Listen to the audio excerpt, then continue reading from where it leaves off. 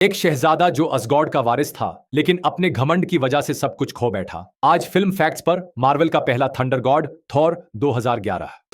Film की शुरुआत में हमें 3 साइंटिस्ट्स देखने को मिलते हैं। जेन फॉस्टर, उसका सीनियर एरिक सेल्विग और उसकी असिस्टेंट डार्सी लुइस। तीनों एक वैन में न्यू मैक्सिको के डिजर्ट से गुजर रहे होते हैं जब अचानक उन्हें आसमान में एक तेज लाइटनिंग स्टॉर्म नजर आता है। जेन पूरी तरह यकीन के साथ कहती है कि वो वर्म होल की अपीयरेंस को प्रिडिक्ट कर सकती है। जैसे ही वो लोग स्टॉर्म की तरफ ड्राइव करते हैं, अचानक उनकी वैन एक आदमी से टकरा जाती है। वो आदमी बेहोश हो जाता है और उसका जिस्म देखकर लगता है कि वो काफी स्ट्रॉन्ग और पावरफुल इंसान है। सीन शिफ्ट होता है 965 एडी में, जब अर्थ पर फ्रॉस्ट जायंट्स नॉर्वे पर हमला करते हैं। फ्रॉस्ट जायंट्स टेसरैक्ट का यूज करते हैं, जिसमें अनलिमिटेड पावर होती है ताकि वो अर्थ को एक फ्रोजन वेस्टलैंड में तब्दील कर सकें। लेकिन फिर एस गार्डियंस अपनी पावरफुल आर्मीज के साथ आते हैं और इंसानों का साथ देते हैं। दोनों तरफ से जबरदस्त जंग होती है। यह बैटल अर्थ पर ही होती है, जहां एस गार्डियंस फ्रॉस्ट जायंट्स को हराकर उनके होम वर्ल्ड जोतुनहाइम में वापस भेज देते हैं। आखिर में एसगार्ड जीत जाते हैं और कास्केट ऑफ एंशिएंट विंटर्स, जिसमें टेसरैक्ट का पावर होता है, अपने साथ एसगार्ड ले जाते हैं। यह सब कहानी ओडिन अपने 2 बेटों थॉर और लोकी को सुना रहा होता है। ओडिन कहता है कि दोनों वर्ती हैं, लेकिन सिर्फ एक ही किंग बनेगा। फिर वो एक गोल्डन लाइन कहता है, एक समझदार बादशाह कभी जंग नहीं चाहता, लेकिन उसे हमेशा उसके लिए तैयार रहना चाहिए। फ्रिग्गा थॉर और लोकी दोनों की मां होती है, प्यार से दोनों का ख्याल रखती है। कुछ साल बाद थॉर अब जवान और ताकतवर हो चुका होता है और असगार्ड में उसका क्राउन प्रिंस बनने का दिन होता है, मगर लोकी अंदर ही अंदर जेलस महसूस कर रहा होता है। लेकिन जैसे ही ओडिन ऑफिशियल अनाउंसमेंट करने जाता है, असगार्ड के सिक्योर चेंबर में इंट्रूशन हो जाता है। जहां पावरफुल कास्केट रखा होता है, वहां कुछ फ्रॉस्ट जायंट्स घुस जाते हैं। तब ओडिन फौरन डिस्ट्रॉयर रोबोट को एक्टिवेट करता है, जो बिना किसी मर्सी के फ्रॉस्ट जायंट्स को मार देता है और असगार्ड को बचा लेता है। ओडिन रिलैक्स रहता है, लेकिन थोर अंदर से गुस्से में फट रहा होता है। उसे लगता है कि फ्रॉस्ट जायंट्स ने एसगार्ड की इंसल्ट की है, इसलिए वो फौरन जोतुनहाइम पर अटैक करना चाहता है। ओडिन उसे रोकने की कोशिश करता है और सख्ती से कहता है,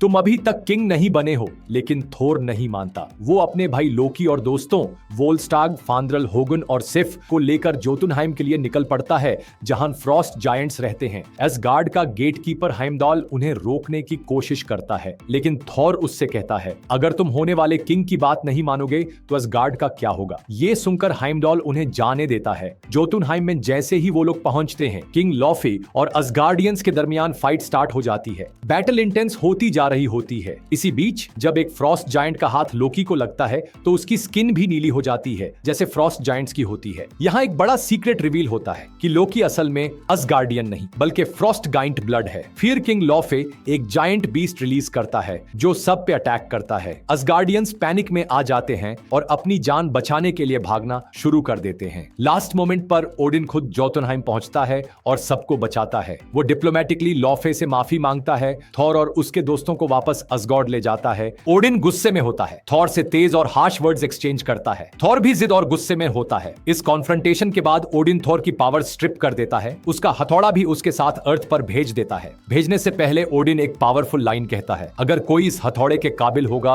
तो उसके अंदर थॉर की ताकत आ जाएगी। थॉर को जेन और उसकी टीम उसे हॉस्पिटल ले जाती है, लेकिन वो हॉस्पिटल से भाग जाता है। थोड़ी देर बाद जेन फिर से उसे ढूंढ लेती है और अपने साथ ले जाती है। नेक्स्ट सीन में हम देखते हैं कि थोर, जेन और उनकी टीम एक रेस्टोरेंट में बैठे होते हैं। तभी थोर कुछ लोगों की बातें सुनता है, जिसमें वो कह रहे होते हैं कि एक सैटेलाइट क्रैश हुआ है जो 50 माइल्स दूर गिरा है। थोर फौरन समझ जाता है कि यह उसका हथौड़ा हो सकता है और वो वहां निकल पड़ता है। जेन के पास सारा साइंटिफिक डेटा होता है जो प्रूफ करता है कि थोर ने वर्म होल के जरिए अर्थ पर ट्रैवल किया है। लेकिन तभी एजेंट कोल्सन आता है और सारे इक्विपमेंट और रिसर्च नोट्स अपने साथ ले जाता है। इसी वक्त हथौड़ा गवर्नमेंट प्रोटेक्शन में होता है और उसके आसपास सिक्योरिटी टाइट होती है। रात को थोर चुपके से फैसिलिटी में घुस जाता है और हथौड़े को उठाना चाहता है। वो पूरी कोशिश करता है, लेकिन हथौड़ा हिलता भी नहीं। जब वो फेल हो जाता है तो सिक्योरिटी उसे पकड़कर गिरफ्तार कर लेती है। एसगार्ड में थोर के दोस्त लोकी पर शक करते हैं कि शायद थोर के बैनिशमेंट में उसका कुछ हाथ है। इधर लोकी को भी अपनी असल हकीकत का पता चलता है कि वो असगार्डियन नहीं बल्कि जोतुनहाइम से लाया गया था जब वो सिर्फ एक बेबी था। ओडिन ने खुद उसे अपना बेटा बनाकर पाला था। ये सच सुनकर लोकी कंफ्यूज और अंदर से टूट जाता है और वो ओडिन से सवाल करता है, लेकिन ओडिन इमोशनल प्रेशर में आकर ओडिन स्लीप में चला जाता है, जो एक तरह का असगार्डियन कोमा होता है जिसमें ओडिन कई दिनों तक सोया रहता है। अब लोकी असगार्ड का एक्टिंग किंग बन जाता है। अर्थ पर एजेंट कुल्सन थॉर से इंटरोगेशन करता है। तभी लोकी अर्थ पर अपीयर होता है और झूठ बोलता है कि ओडिन अब जिंदा नहीं रहा, तुम असगार्ड वापस नहीं जा सकते। ये सुनकर थोर का दिल टूट जाता है। तब एरिक सेल्विग कुल्सन को कन्विंस करता है कि थोर जेन का एक्स हस्बैंड है और बस मिसअंडरस्टैंडिंग हुई है। कुल्सन थोर को छोड़ देता है। बाद में थोर और एरिक ड्रिंक करते हैं जिसमें एरिक पास आउट हो जाता है और थोर उसे जेन के पास ले आता है। रात में थोर अपना पास्ट और असल कहानी जेन को बताता है कि वो कौन है, कहां से आया है और क्यों ये सब हो रहा है। इस दौरान असगार्ड में लोकी जाकर हेमदाल को फ्रीज कर देता है, जो कि बाइफ्रॉस्ट ब्रिज का all seeing all hearing guard होता है। फिर वो किंग लॉफे से सीक्रेटली मिलता है। यहाँ यह रिवील होता है कि पहले भी जब फ्रॉस्ट जायंट्स असगार्ड में गुस्से थे तो रास्ता लोकी ने ही दिया था। अब लोकी लॉफे से डील करता है कि वो ओडिन को मार देने देगा और उसके बदले में लॉफे और उसकी आर्मी पीसफुली जोतुनहाइम वापस चले जाएगी। लेकिन असली में लोकी के प्लान्स और भी डार्क होते हैं। थोर के फ्रेंड्स अर्थ पर लैंड करते हैं और थोर को ढूंढ लेते हैं। तभी चुपके से लोकी डिस्ट्रॉयर रोबोट को अर्थ भेजता है ताकि वो थोर को मार दे और उसे हमेशा के लिए मिटा दे। वो रोबोट न्यू मैक्सिको डेजर्ट में डिस्ट्रॉयर आता है